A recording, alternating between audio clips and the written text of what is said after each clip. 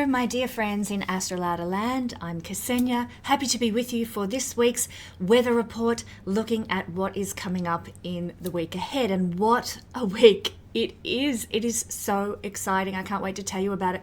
But before I do, I want to say thank you for all the encouragement and support that I've received over the past month or two. I have been battling with anxiety, looking at the world around us, feeling the energy so stuck and so difficult to move through hasn't boded well for me. And for those out there in Astrolada land who know what it's like to suffer from anxiety, I send you my love, my prayers for support to you right now, just as so many of you have done for me.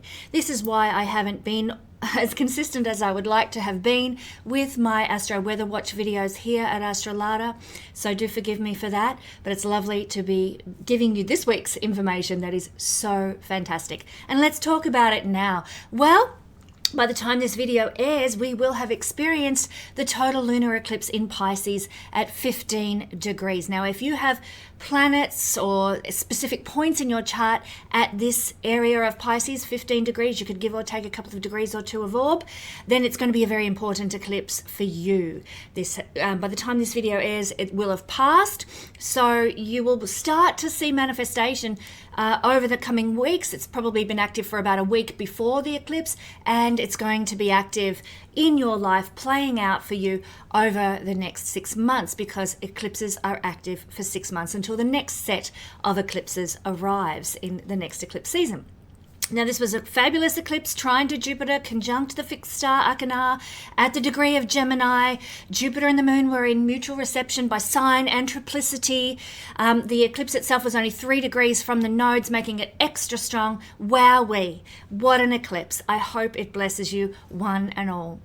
Now, the most important dates this week, I believe, while the eclipse date is very important, I actually believe that the 11th and 12th of September are going to be super duper powerful.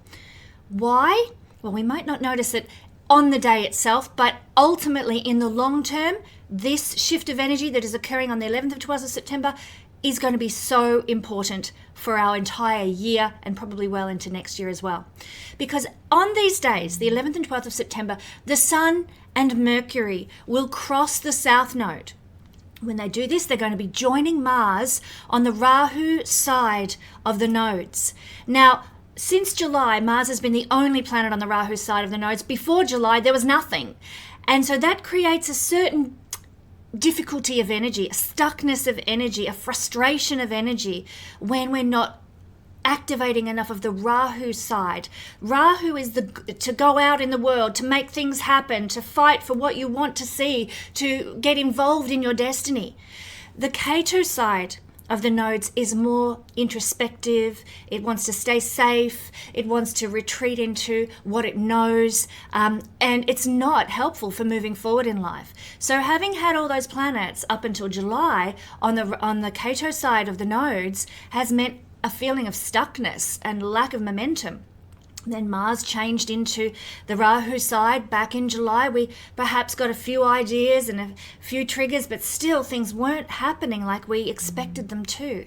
Well, from the 11th and 12th of September, in go the Sun, in goes Mercury, and not long after that, in a couple of weeks' time, Venus will join the Sun and Mercury there and Mars there. And of course, in those couple of weeks each month when the moon is in the Rahu side of the nodes, then we have powerful energy for momentum and forward motion in our lives personally. So I'm excited by this. This is going to increase the manifestation potential of the eclipses, especially once Venus joins the Rahu side of the nodes as well. This is a really important theory that I discuss quite extensively in my work on eclipses and the nodes, actually. It's a very powerful concept to understand. Now, on the 11th of September, the Sun is going to move across the South Node. And just generally speaking, this is going to give us a chance to enjoy going over old ground or an old project or some old career situation with a person or a circumstance. So we're just going to review and revise and revisit things that need ironing out in those fields.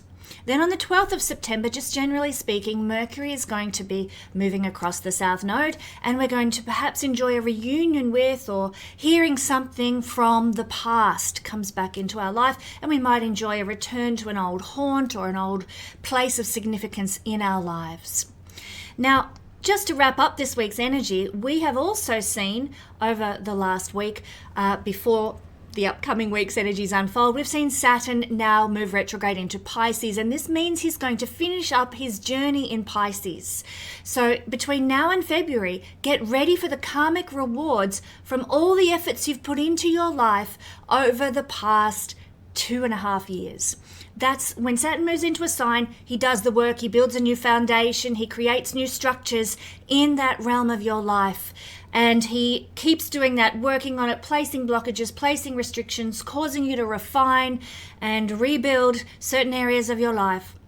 And then in the final sort of 6 degrees of the sign, or his final retrograde phase, as is what is happening between now and February, retrograde and direct, and then out of Pisces, he is going to bring in the reward for the rebuilding that you've done, the restructuring that you've done. He brings in the blessing that we have been looking for and longing for Saturn to give us while he's been transiting, in this case, in Pisces. So I'm excited by this momentum that we're now moving into. From now on, the rest of the year is going to garner so much more strength, so much more positive motion, and I hope it blesses you, one and all, my dear friends in AstroLada land.